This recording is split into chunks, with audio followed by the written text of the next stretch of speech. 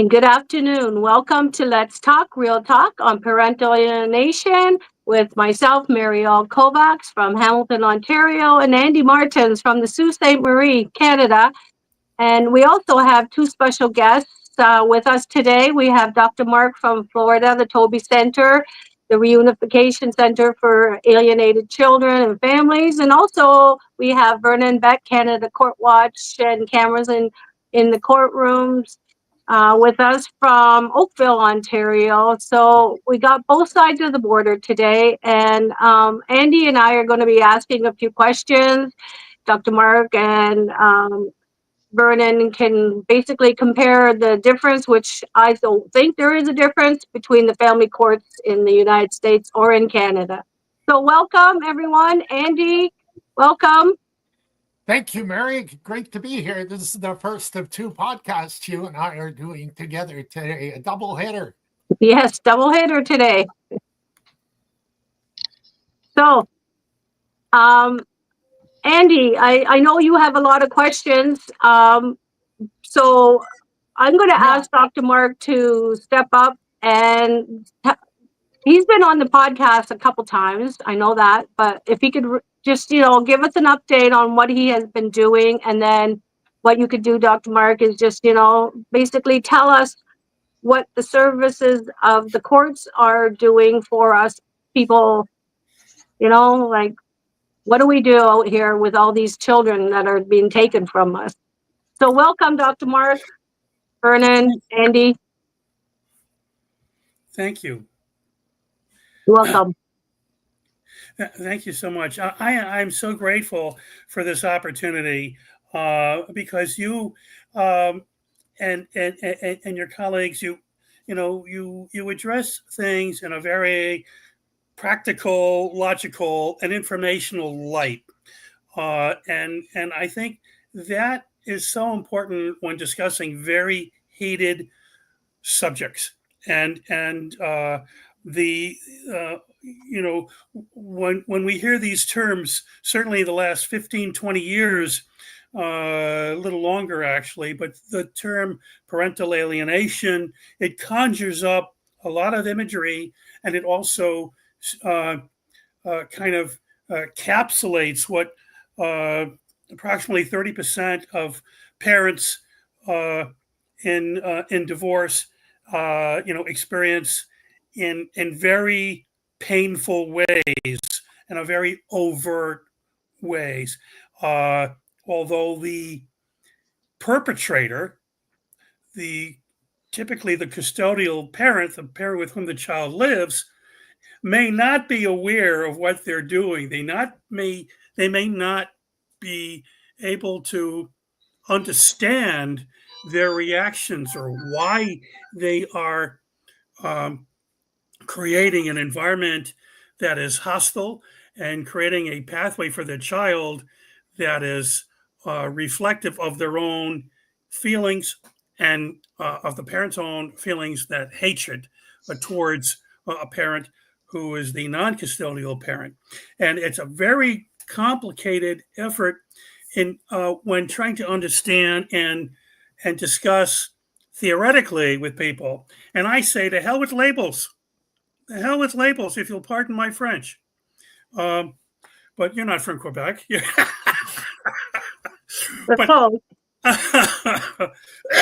But the issues really are behavioral.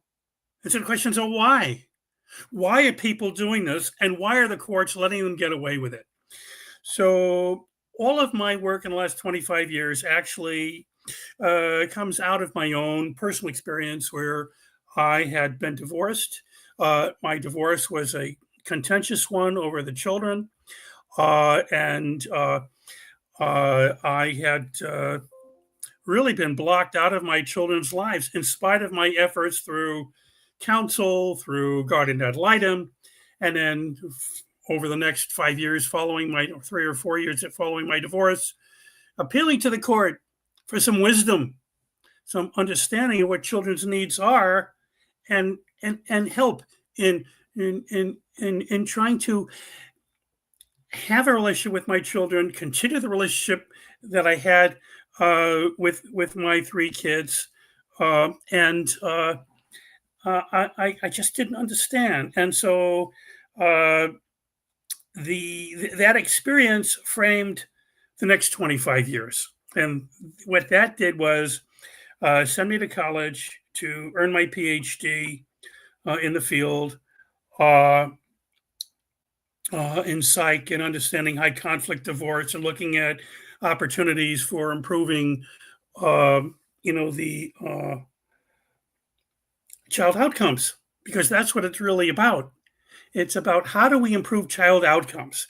So, and working in that field, beginning with the Children's Rights Council in Washington, which was an international advocacy organization to introduce what is then called joint custody.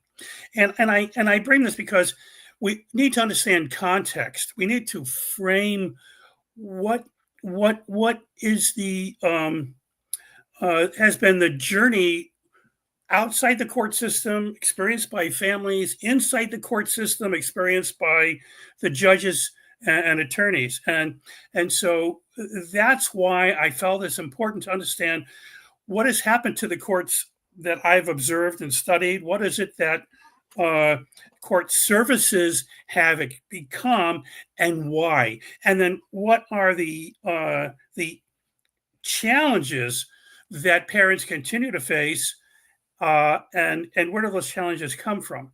So again, I am a targeted parent for a long time, and as a consequence, an early consequence was to kind of retool, say, what can I do to save myself, my relationship with my children, and if not, what can I do to help others?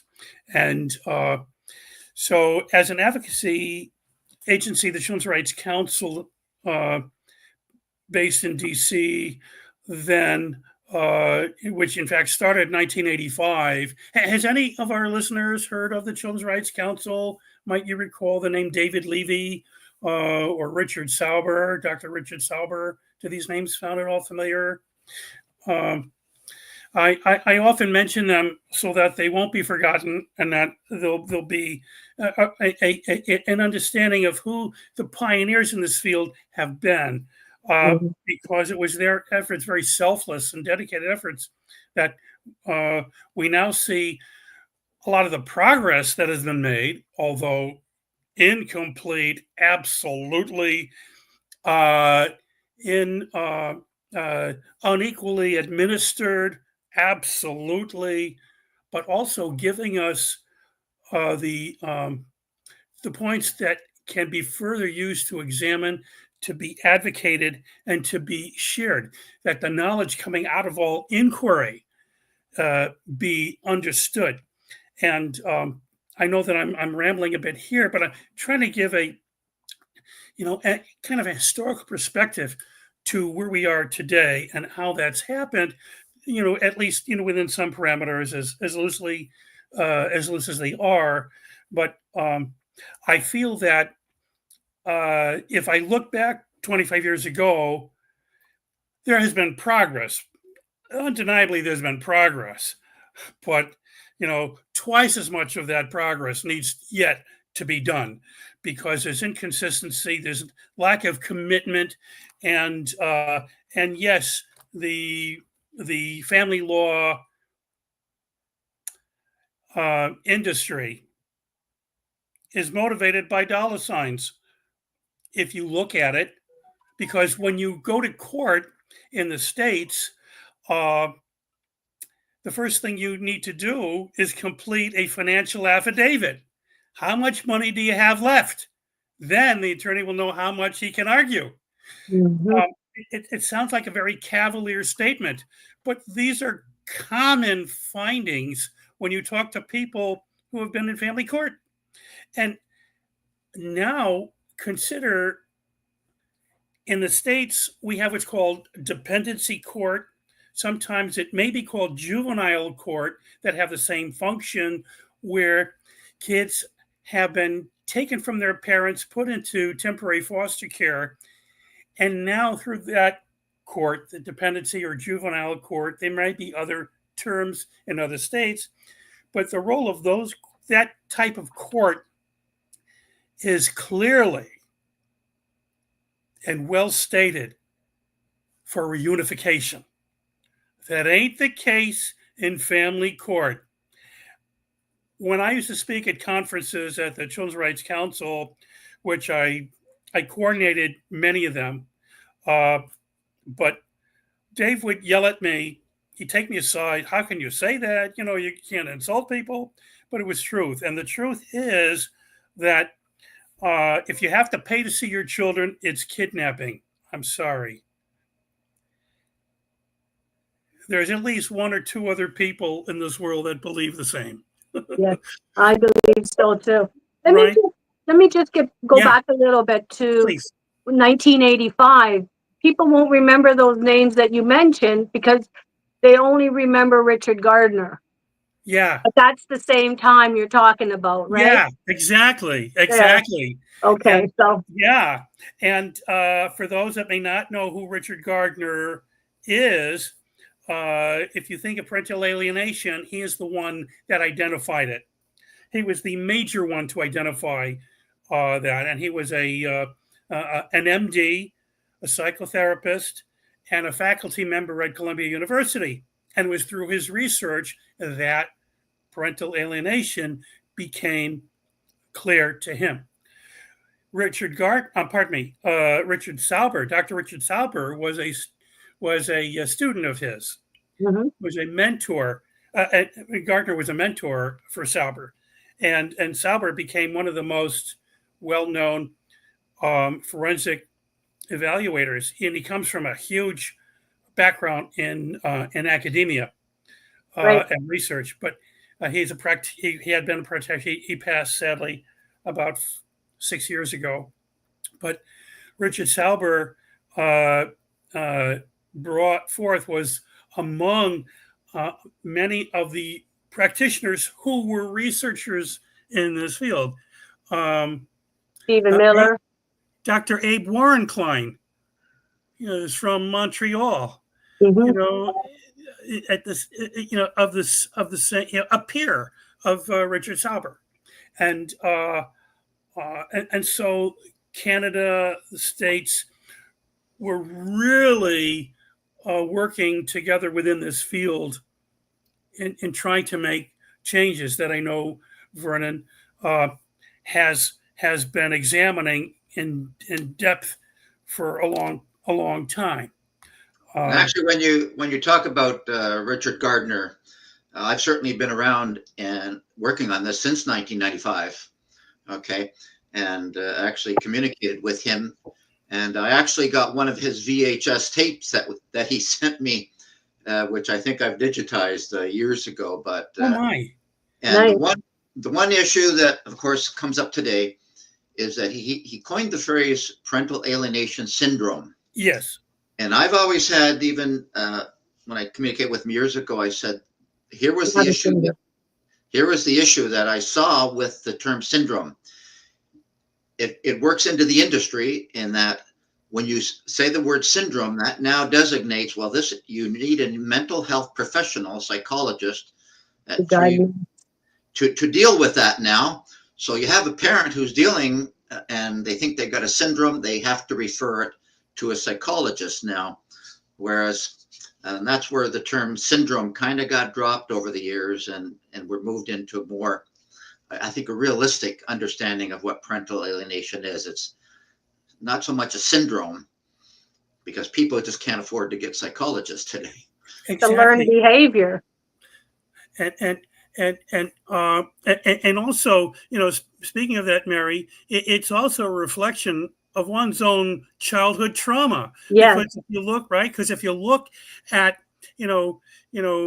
one's history and their own family history, and then their own reaction to someone else, particularly one that they've been living with, they've been married to, or they've been cohabiting with, we all have hot buttons, but it's that childhood trauma that's often repeated because it was never addressed. It was never dealt with. There was no intervention. There was no means of helping heal, and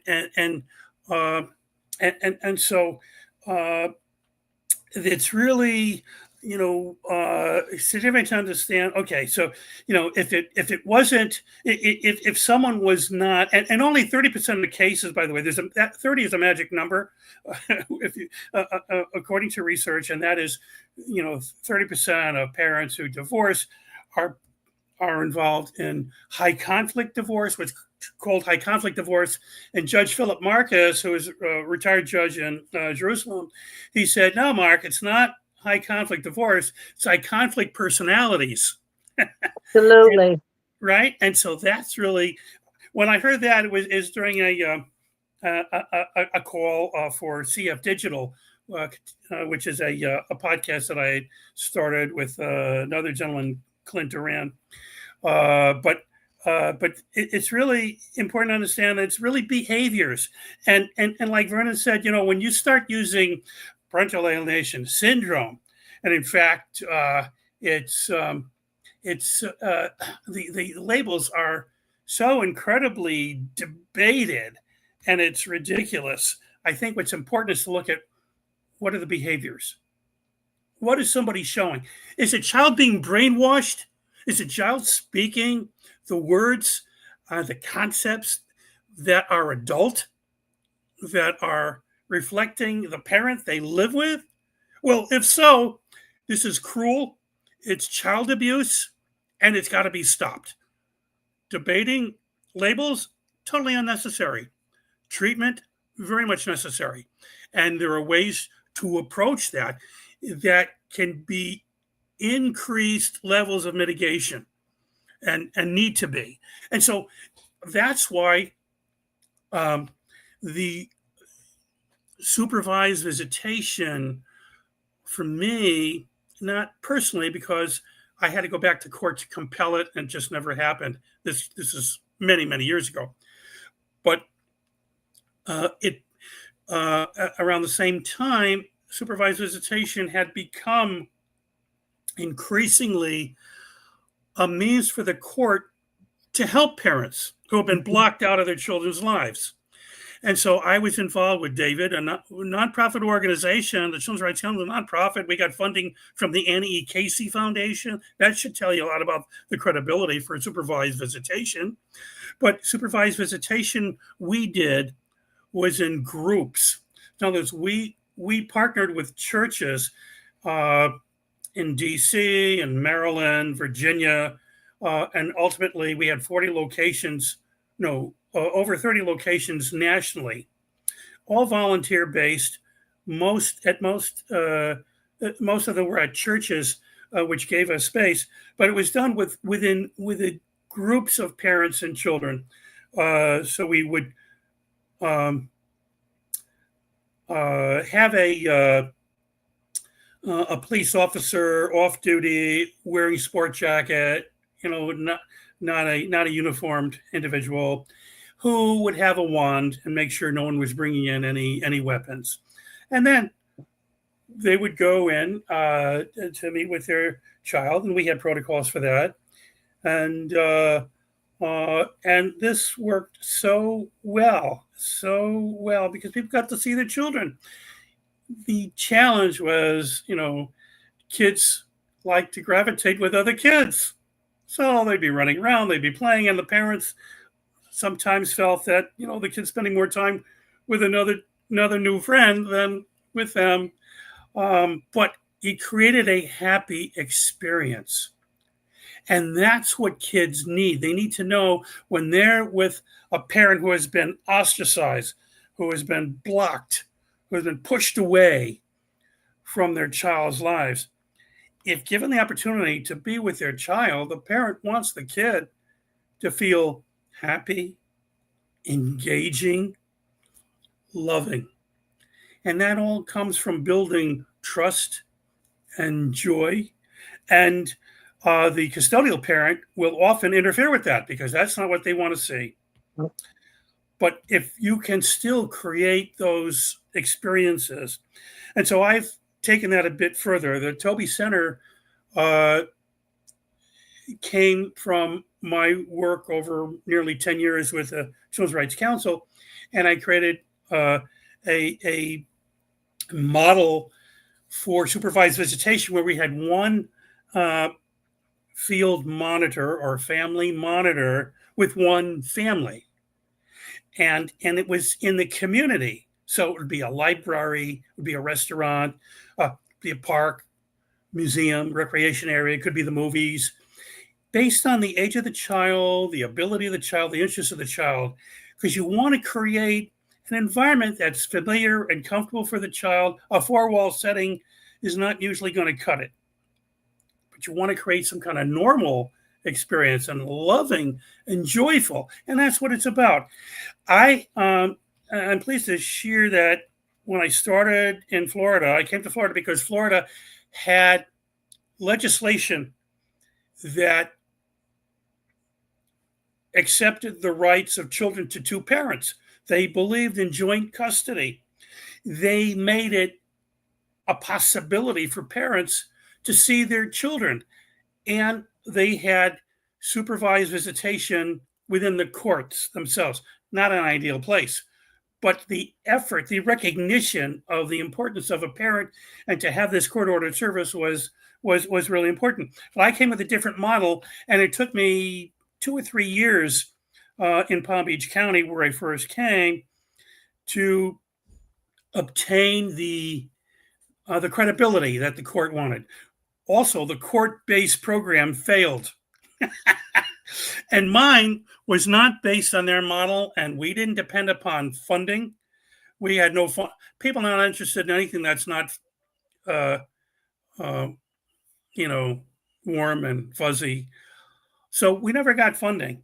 The only funding we got was during the pandemic. We were able to obtain some funding to help sustain us and parents who lost their jobs and could not, afford fees. But everything we do is on a sliding scale. We're a nonprofit agency, but we've modeled so that parents can see their children based on the court orders they're able to get, and in the community. This is our 15th year. We have 500 families a year. I mean, this is a lot of work. We become among the largest in Florida. On one hand, I feel proud. On the other hand, I'm very upset and discouraged, disappointed, because the courts continue to fail us. And they fail us because they, their belief, and Vernon, I really love your input on this in your experience, because the courts would, especially in domestic violence allegations, they want to err on the side. I forgot what the phrase is, but usually the side of what they appear to or they think is caution. Yeah. Yes, that's right. Exactly. Yes. Thank you. And I was saying 30% is a magic number, and so about 30% of cases of divorce, involve domestic violence. Doesn't mean that 30% is the limit. There are many cases. In fact, at Arizona State University some years ago, there was research that found that the rate of domestic violence allegations was actually equal. The perps were equal number of moms and dads, males and females, but the dads, the fathers, the males are loath to report it for many different reasons. But yet the rate of domestic abuse caused by men or women is approximately equal, and we find that to be the case where those with orders for visitation are approximately half who are mothers and half who are fathers.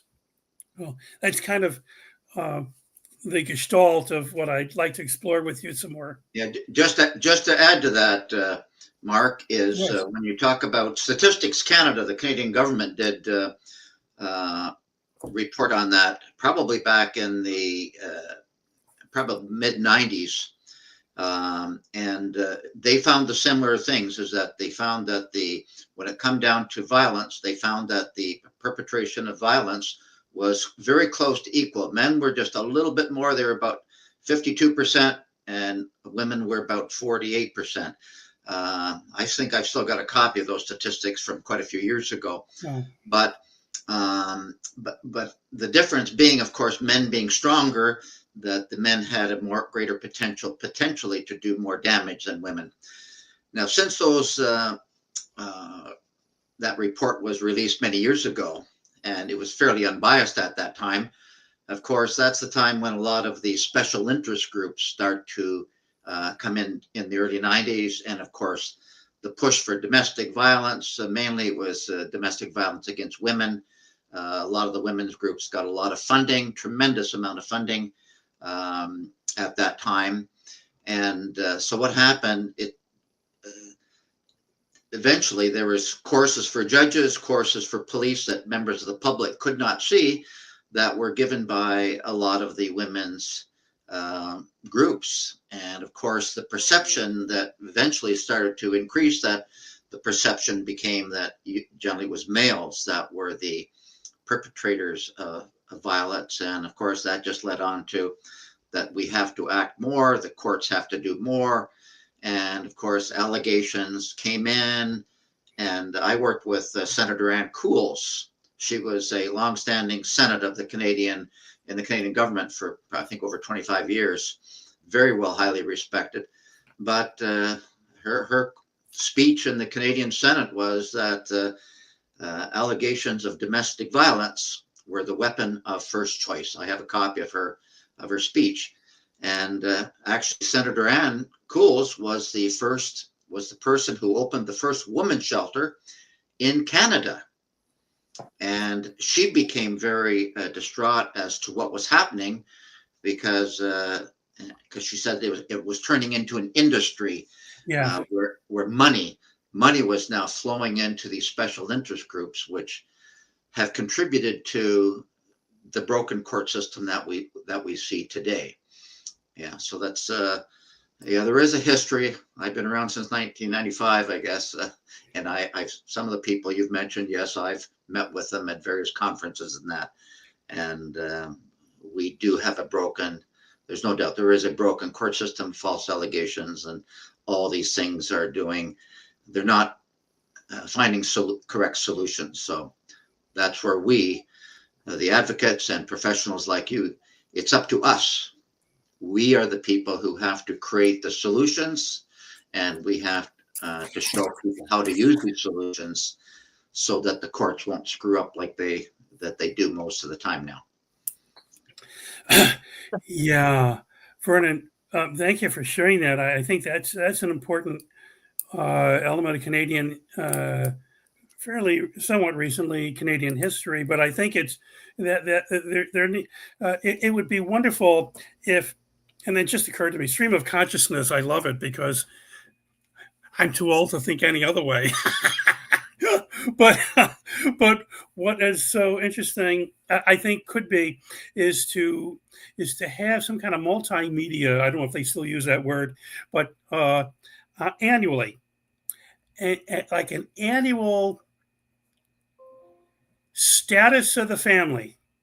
It was a conference I came up with about 15 years ago that I thought I'd like to try, but I never had the time or the wherewithal to do that, unfortunately. But the status of the family. And I think if each country were to do that was able to do that, start with historical perspective and bring that forward.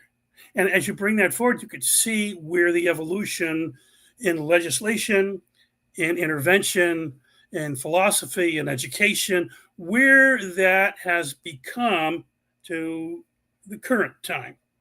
And it gives people that perspective they need, because everything is in context. It's a book that I'd like to write. I wrote a book published in 2018 called Preserving Family Ties, which is based on the research of states and courts looking at the matters of family where there's been high conflict,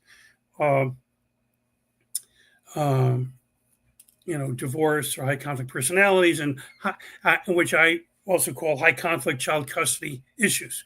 And so what is the research saying? How does it relate to the child's outcome? And what is it said about changes that should be made, sociologically? What are things that we can do, in our system of government and our just in all the guideposts that help population function. And I feel that if we had like some annual approach, it's not Parental Alienation Awareness Day. That's important to bring up the fact that there's an anomaly. It's fed into by the courts often. It's also not addressed appropriately by professionals who are trained for it, who might be pseudo confident in their abilities, but really don't understand it, and that damages people. But I think if we had a means of looking at where have we been, what are we doing now, how are we going to get to where we need to be, I would like that. And so this, Senator Ann Coolidge, you mentioned, is someone I think that really needs to be remembered in her professional work, and understanding that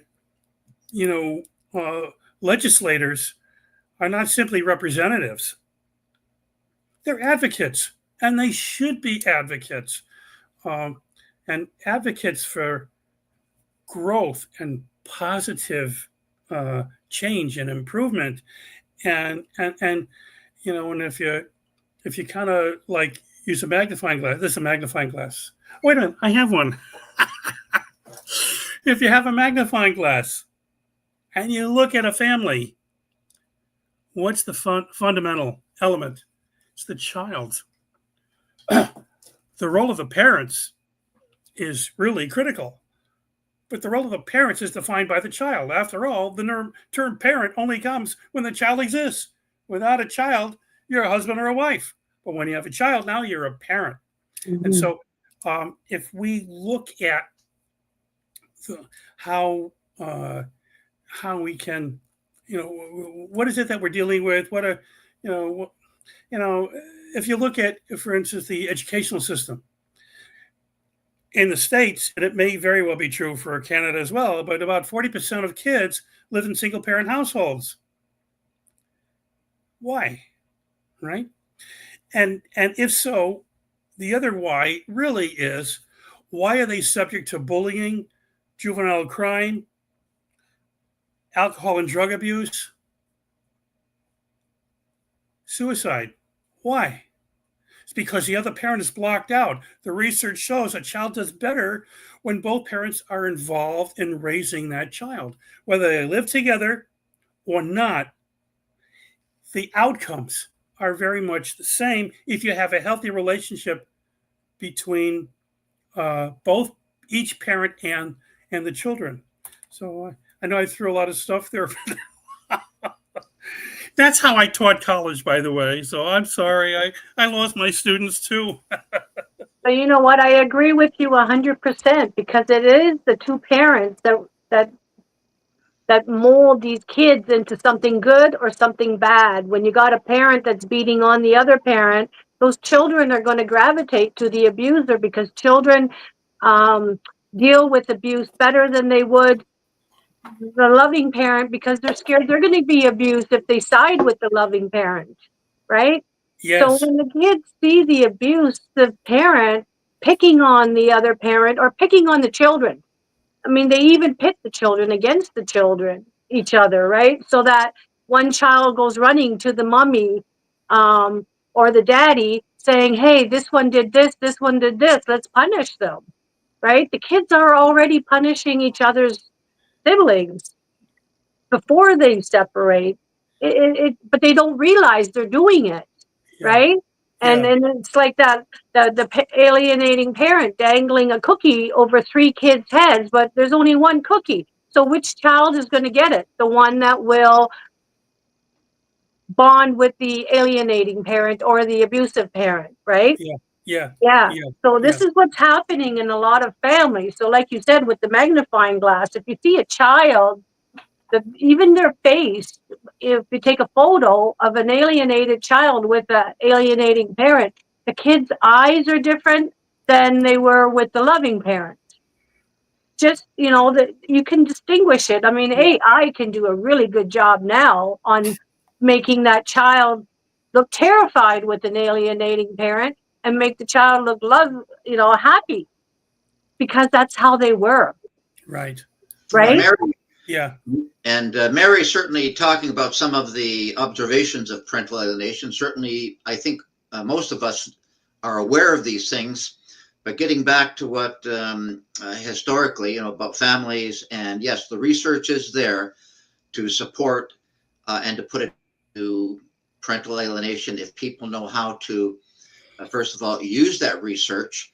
Uh, Based on my experience, certainly the years, is that there's been an industry, as you've already identified, there's been an industry created where people are making a lot of money by creating conflict in the courts.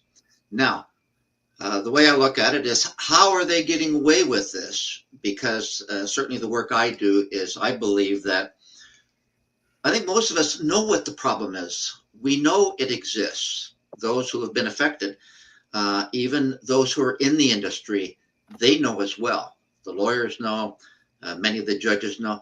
They all know it exists.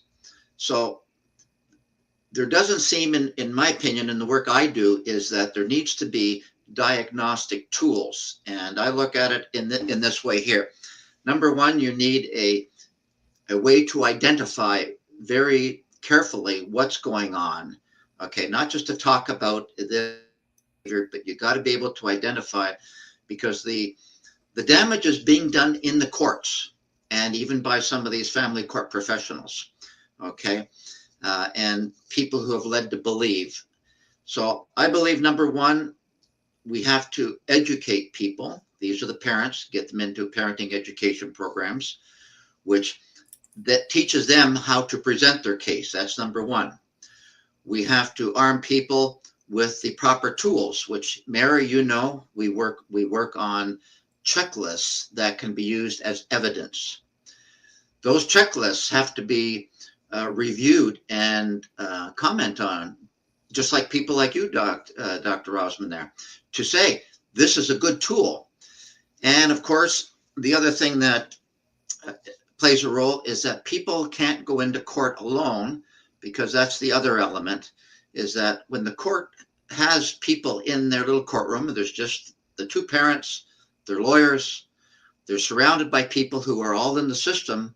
They don't care what the truth is. That's where lies, allegations, and everything goes on, because they don't have anything of any concern, because nobody outside the box knows what's going on inside that courtroom. So one of the things that we certainly I believe in, and I go in sometimes as a McKenzie friend in a courtroom, it changes the perspective when the court and the lawyers see that they're being watched and there's people on that case. So people need to have support when they go in. So these are some of the basic elements. Have good information, have checklists and tools that will show, have the research to back that up, ensure that your work has been, that you've got supporters, members of the public, the family behind you. For instance, something I do that's very rare. I do video recorded voice of the children's reports. I can do them anywhere in North America. Okay. And the reason why I do them video recorded is that the first thing that the lawyers will argue about is, well, we don't know if your report was really what the children said, because a lot of the voice of the children reports are done without being recorded. And then, of course, now that just creates more arguments. So with video, there's 100% proof of which question did I ask that child. Okay. Anyone can look at a video and to say, were there any leading or suggestive questions in there? Well, if you've got a good interview, you'll have a clean interview, you'll have clean answers. Nobody can argue about the information that's gathered from the children. So these are the kind of tools that people need to learn how to employ. But yes, the system is broken, and some of the highest legal authorities in our country, in Canada. In fact, I met with one of the judges at a workshop in Justice Cromwell a number of years ago. His quote is that the family court system, and this is from the Supreme Court of our country, says, and I have his quote, and it's public, that the family court system is causing a lot of harm to children and families, certainly in Canada, and that it needs to be overhauled. Those are from the Supreme Court of Canada judge, and I was with him personally when we talked about that, and it is a public statement that he has out. And these are quotes and references that really need to be documented for the public as part of that information component. And I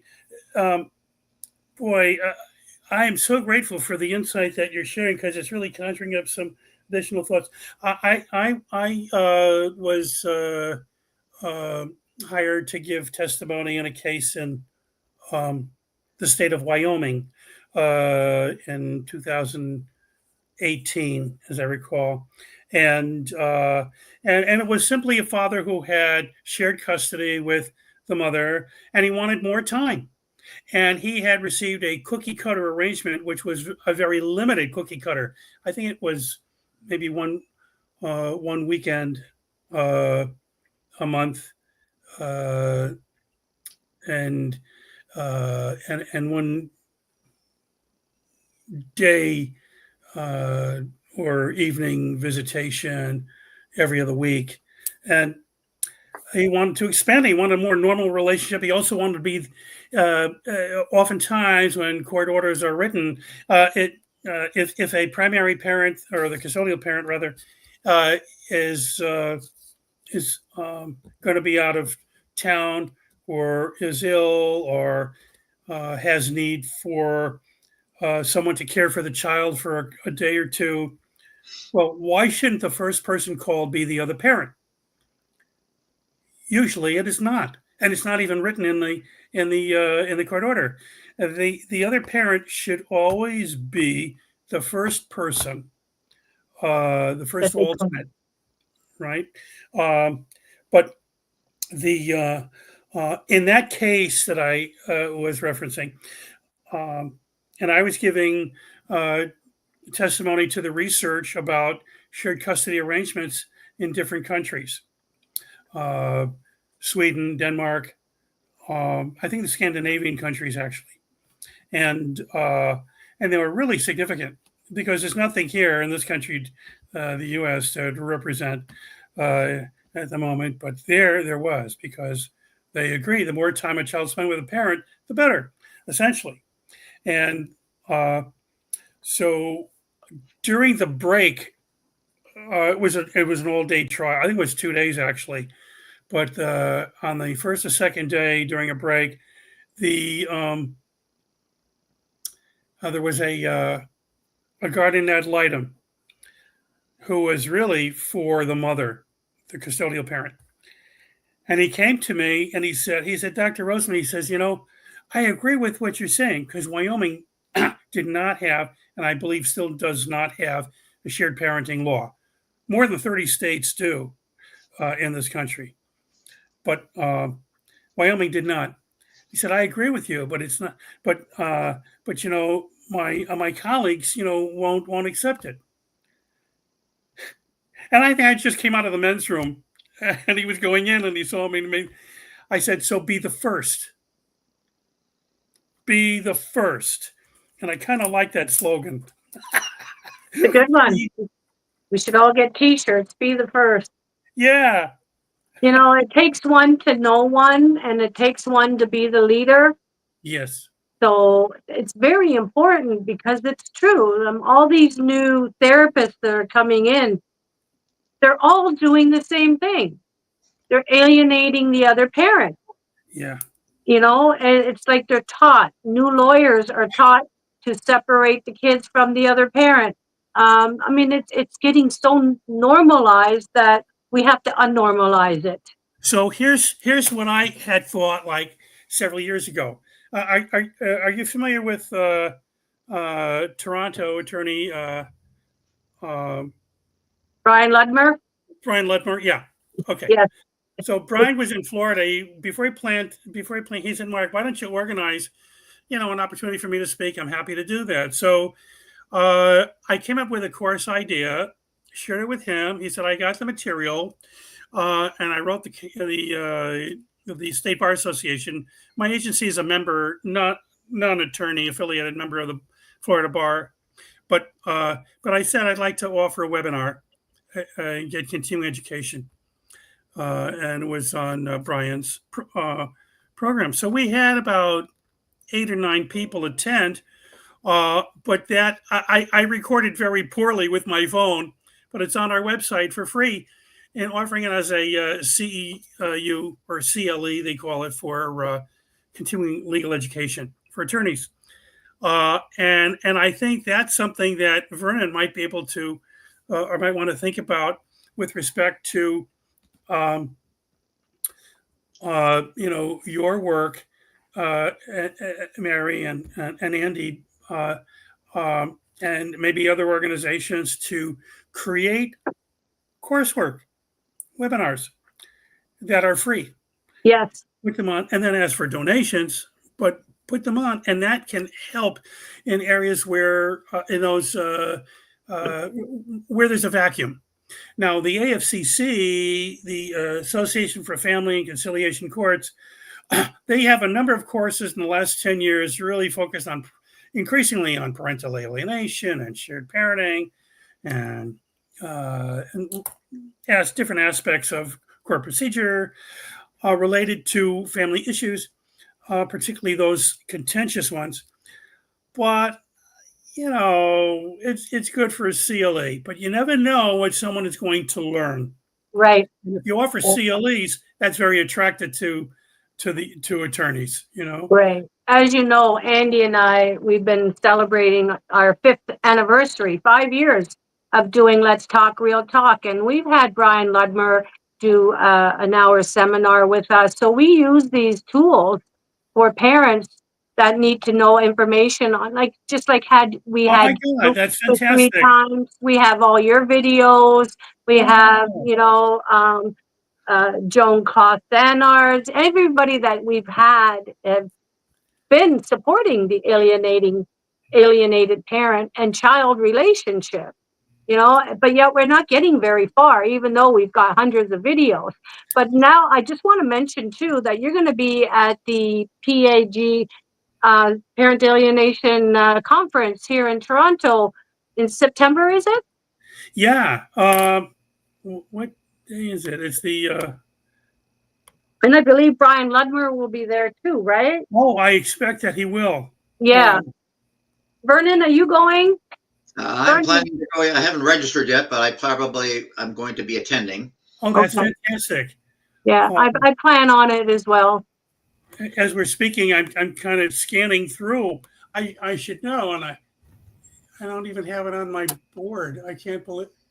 But these conferences are very important. What we need to do is start getting police involved into them. Yes. Judges, lawyers, we need them all to be there because it's really for them. Yes. Right? We all know what's going on. I'll add something in there too. As much as we are teaching, I can tell you right now, and there are many, many, many, many, many lawyers who are well aware that their clients are engaged in alienating behaviors, and they don't want to know anything about it.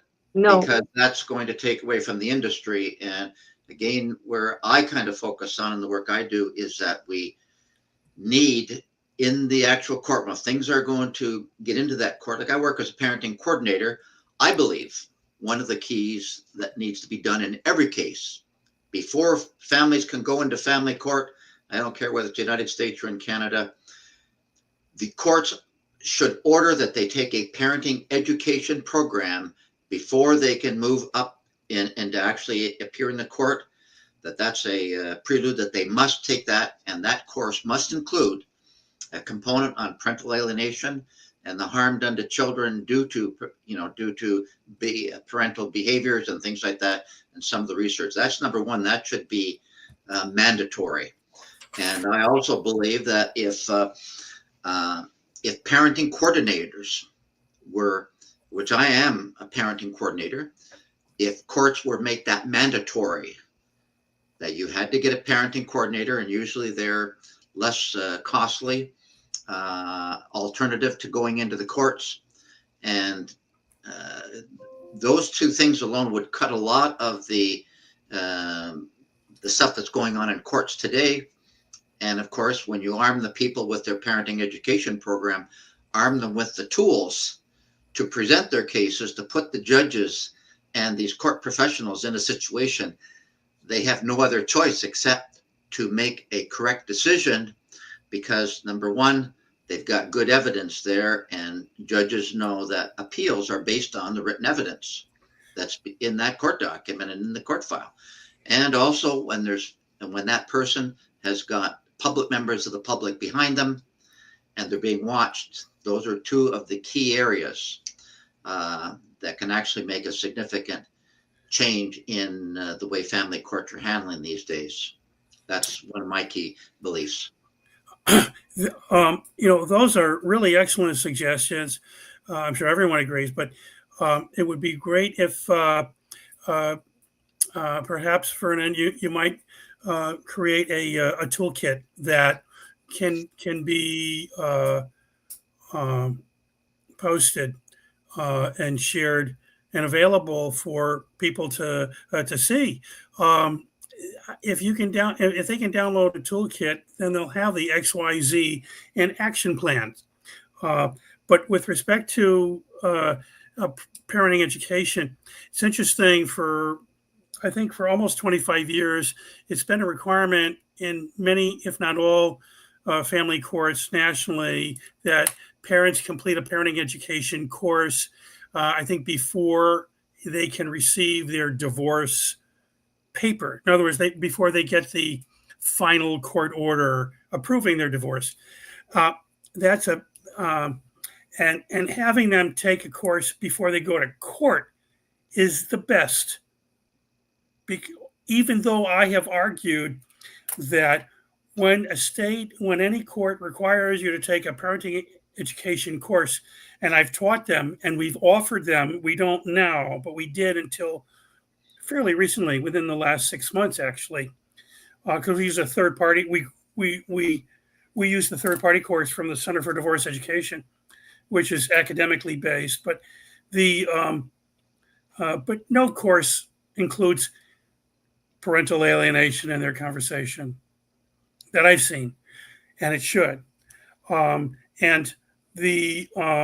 I think parenting coordinators or parent coordinators really need to be trained. And it might be that your involvement in any local, regional, or national association for parent coordinators, in fact, even in this country, I think you may want to create a presentation that that you can offer. There's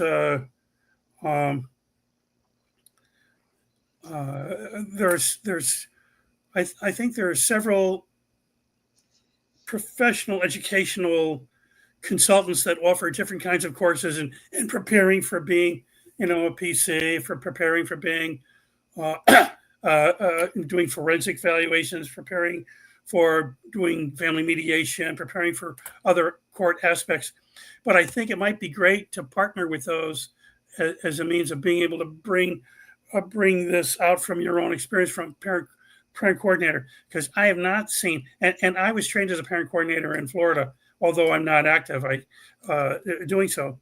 But I think you have a very important aspect and port of entry, and that is because you are a credentialed parent coordinator, and therefore and have served as such, and have that ability from that identity to bring forth the conversation that they're not having. Well, to add a little bit onto there. Yeah. We do have training, but here's what we have. We train what are called community-based parenting coordinators. These are not licensed professionals. These are not licensed people, but they are taught how to deal with a family in trouble, and we always deal with two people. There's always a team, never a single person. There's going to be a team.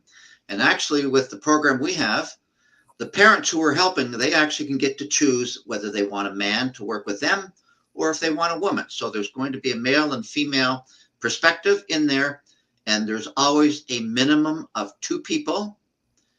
And if one of the parents wants to go and hire their own PC somewhere and pay them $300 an hour, that they have that right, and that person can come on to the team.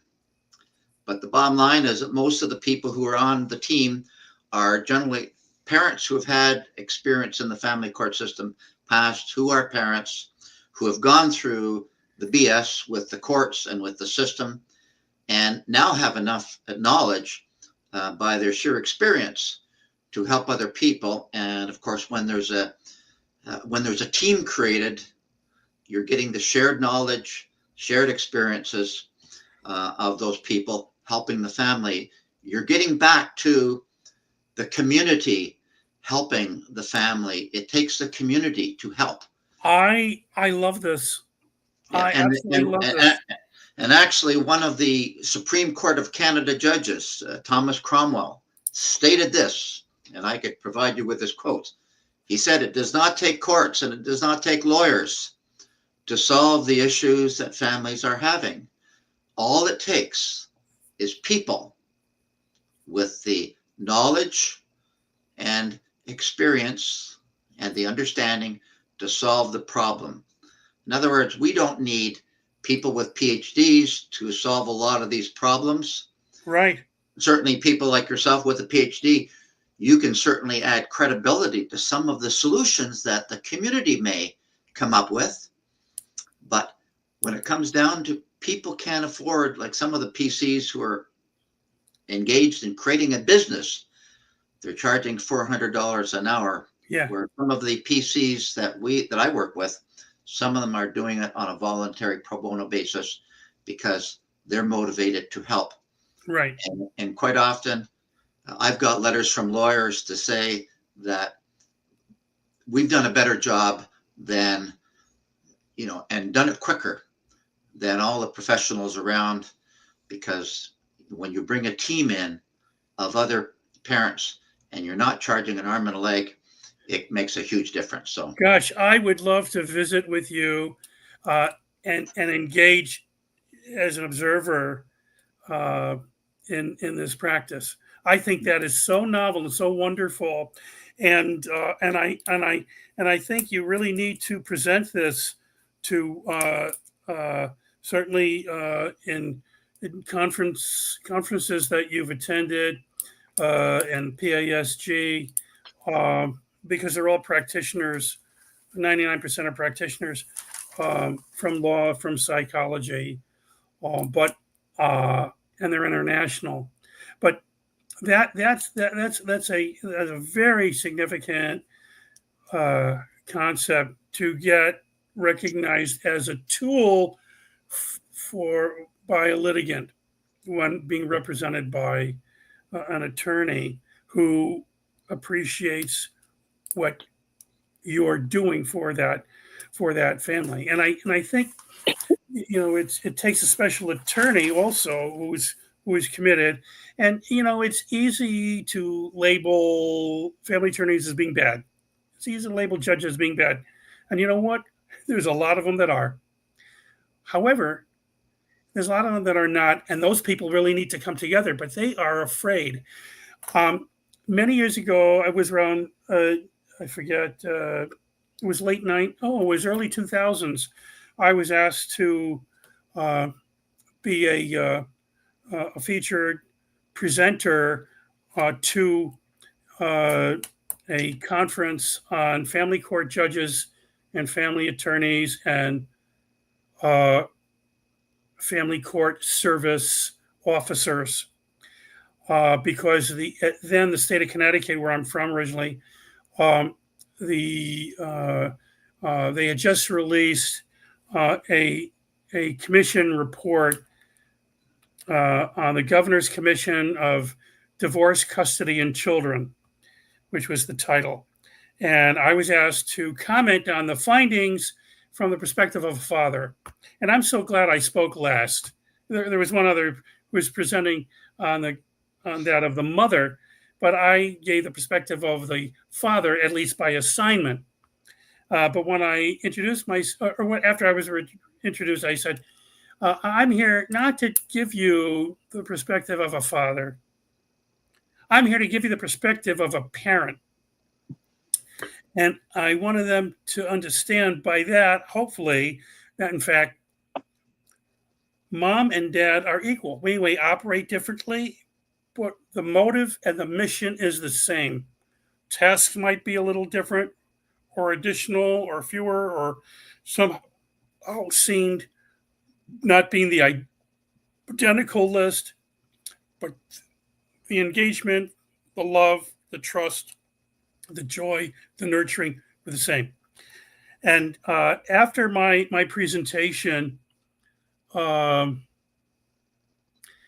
attorney came over to me, an older man, probably my age at the time, and he said, Dr. Roseman, he says, you're right, because I criticized that industry, and I gave him facts, I gave him figures, I showed what could be done, how it could be done better, and why. And he said to me privately, he said, you're right. He says, I agree, but I can't make waves. He was from Bridgeport, Connecticut, I remember. He said, I can't make waves. And again, here's another one. I said, so why not? So why not? Pull up your pants and do it. Exactly. Exactly. Well, I don't want to cut this short, but we've hit the hour mark. I know you're all busy. So if you want to stay a little longer, Dr. Mark, it's up to you, maybe another 10, 15 minutes so we could wrap up the show. But you could always come back and do another segment before you go to the conference. Thank you. We're always here. I mean, I know you and Vernon could really get into this. I mean, I've been working with Vernon for the last, I don't know how many years. I'm proofread all his paperwork, so I get to know firsthand what comes in his mind, right? So I'm so grateful for everything that Vernon has done on paper for us. I mean, I'm a 20-year alienated parent too, so I know exactly what everybody's going through, and I'm here to support them at all times. But what Vernon has done for us, we have gone to our legislators, we have done things on paper that you cannot erase anymore. And we've given it to our premier, our attorney general, but they don't seem to have it in them to care whether or not, because it's all about money, like you said, right? It's a $55 billion profit a year to alienate children from a parent. So, they're taking the homes, assets, property. I mean, alienated parents are stripped to the last penny. A lot of them are homeless. A lot of them have committed suicide. A lot of them have, it's such a sad situation to be in. And I'm so grateful that I'm here with Andy, that we could bring all these people to light to show, like that Jennifer Jufrey, she ended up committing suicide, but I don't think she did. But she's been alienated from her children, going through trauma on her with over years. And this is what's happening. Our children have suffered trauma as a child to becoming adults with the trauma, to be alienated, to be, abused. And we need to stop that, because we don't deserve to be punished for the rest of our lives for nothing. Can I give you one point from Canada to Sure. share as we wrap this? I mentioned earlier, I believe, Dr. Abe Warren Klein, who is a psychologist, psychoanalyst, forensic evaluator, an endearing and wonderful human being. And I had dinner with him and Richard Saubers a number of years ago. And he said, get a load of this. If there's one thing that I want all therapists to understand who are meeting with children who are unduly influenced by the other parent, in other words, they've been alienated, here's something that is phenomenal, and it's simple. So he said, kid comes in, very sullen, very straight face, young, maybe 10-year-old child, comes in, sits down at the table, conference room. And Dr. Warnklein relates, takes out his pad, has a pen, and listens. And he says, tell me, what did your mom or your dad, whoever the parent they live with, what did they tell you that I need to know? And he put his arm on the pad, and the kid spoke. Pum, pum, pum, pum, pum, pum, pum, pum, pum, pum. And he writes this all down. He says, is there anything else I need to know? And the kid says, bum, bum, bum, bum, bum, bum. And he finishes. He says, is there anything else? Nope, that's it. He rolls up his sleeves, sits back, and says, oh, great, so tell me about yourself. The kid relaxes. He found a friend. And they're just talking about the kid's life. And then the truth comes out. So the kid delivered the messages from the custodial parent, and the kid no longer feels guilty and upset and doesn't feel that they've betrayed anybody. They were forthcoming, but now they can relax and be themselves. And these are observations psychologically that one can make in diagnosing, in seeing truth, in helping the child during the therapy session, and so all the therapists who are listening now, if there's one takeaway, that's it. Get the meat from the child that is really dirt. You've expiated the guilt, you've given them comfort, and they can be themselves and show the love they have, because we know kids are conflicted. They're conflicted. Absolutely.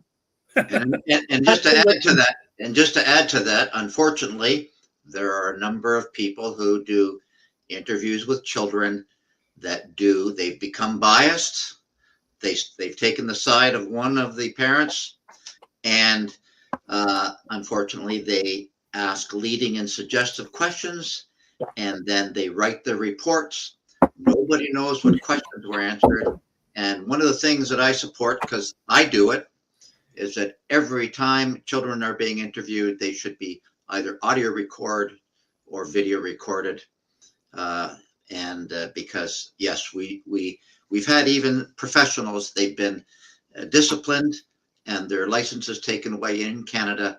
They were caught basically biased on one side. In fact, one clinician and a lawyer, they were having sex with their client. Okay. So this is how crazy it gets. Okay. Andy? Yeah, Mary, let me get my 2 cents worth in. Yeah, go ahead. Listening to these guys, and listen, I was with the same woman for 40 years, and I made a concrete effort not to go towards that. I saw alienation happening around me in my wife's family and in my mother's brother's area, and it's a state of mind. I said, look, I'm not going to give any money to courts. And I survived. I jumped through hoops. What I wanted to clearly outline for the viewers out there is you can make it through. I didn't get, work and go to school to give courts money. High conflict divorce is nonsense. It should not happen in Canada. I can speak for Canada because I've lived in Ontario all my life. It really is. And we've allowed it to happen, and there's a tremendous price to be paid. And I just wanted to bring up a quick example about Mary Kovacs. Mary and I have done shows for 4 years. 5. Yeah, we're on our 5th year. Yeah, 5 years. That's right. And this woman is one of the most amazing women I've met in my entire life. She did not deserve to get what she did. I get it. It's learned behavior and all of that, but it doesn't need to happen. And all Correct. you advocates out there, I wanted to recommend something more because you guys are like a mouse on a treadmill, I see. Whatever you can do one of two things: register as a lobbyist or contact somebody that is lobbying full time to the Ontario government in the case of our province here in Canada, because they have more concrete energy to get to the people that make decisions than the general public. So that's my 2 cents worth, and we'll go on that later. But, I've seen Mary Kovacs in action for a long time, and I hope you will believe somebody that is seeing her rather than rather than not. So, yeah, I had to jump through hoops, but I made it. My wife passed away six months ago, and I made it right to the end. And I'll tell you what I did too. I gained the respect of both my children, and I'm dealing with not a serious situation, but today I wasn't expecting what I got from my son. But anyway, it's not life-threatening or anything. But had I made a decision, and I had a lot of problems in 2011, and so the problem, if you make that decision or pull the plug, and going to court all of that is one thing, but you lose the respect of your children, right or wrong. And today, my daughter is expecting I'll be the grandfather of 2 baby girls. And yeah, I'm glad I did it, but it's not easy. It's not a rose garden like Lynn Anderson sung a long time ago. You got to work hard. And I worked hard. I survived all of that. So Mary knows the personal side of what I went through. So that's not important. But, we've got to eliminate this somehow. And high conflict divorce gets you in trouble. And it's not right. And I will tell people firsthand that I survived and it didn't happen. So that's it, Mary. We got a double hitter to do. So Yeah. Thank you for that, Andy. no Thank problem. you. So any Thank last you. words from you, Dr. Mark? I think that we're all brought here by passion, by pain, by vision, and by community commitment. We have one life.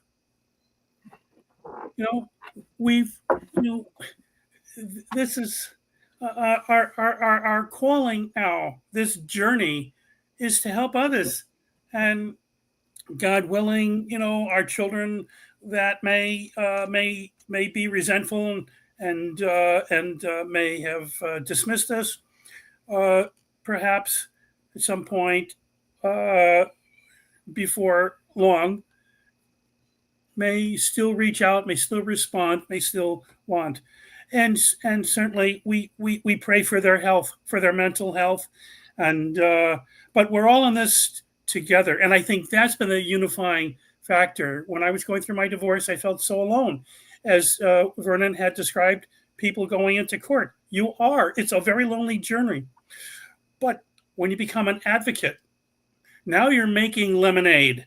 Those lemons are not only bitter, they're inspiring. And you can do and accomplish and give. And what better model as a parent can you give your child but that? So I want to thank you all for sharing as you have. And I'm so excited from this conversation. That's what I did as a father. I gave the model to my children, and so I was successful. So I hope people believe me when I speak about Mary Kovacs. You want to know about her, talk to me. Don't believe what you see and all of that stuff, because what she went through should have never happened. No one, it should never have happened to anybody unless No, there is 100% evidence of abuse, neglect, or anything else. But a judge should never pit a parent against a parent. And lawyers shouldn't be doing that either. And to go with your lemonade, the more advocates you have supporting you, the sweeter your lemonade gets. So these alienating tactics out there will be so soured up that, you know, they won't know what hit them, because this is what we need. We need advocates out there supporting parents that are dealing with the hardest thing, to lose a child. So your last words, Vernon?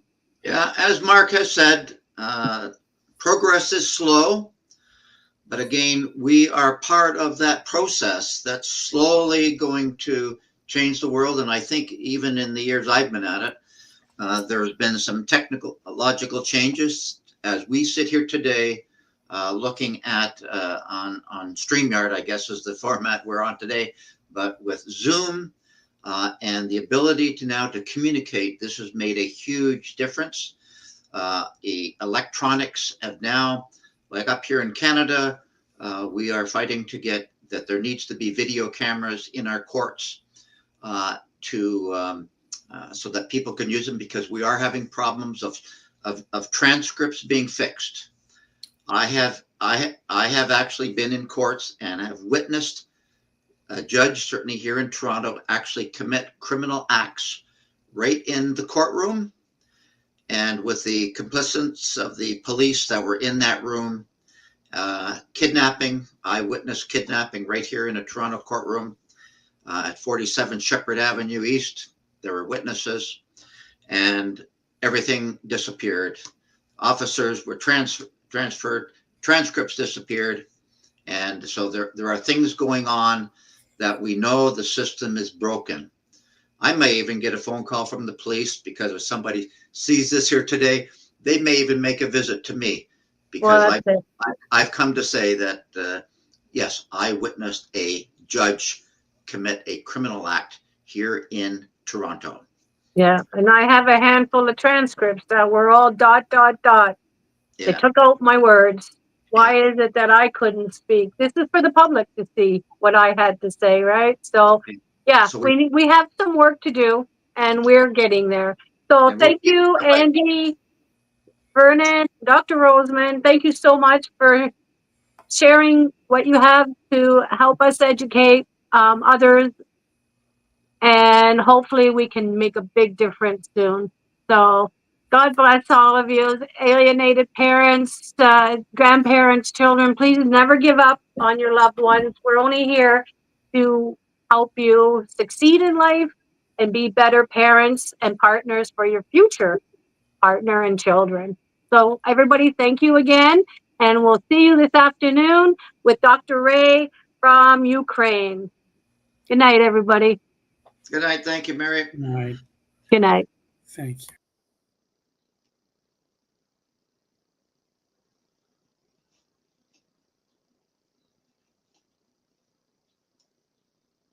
Oh.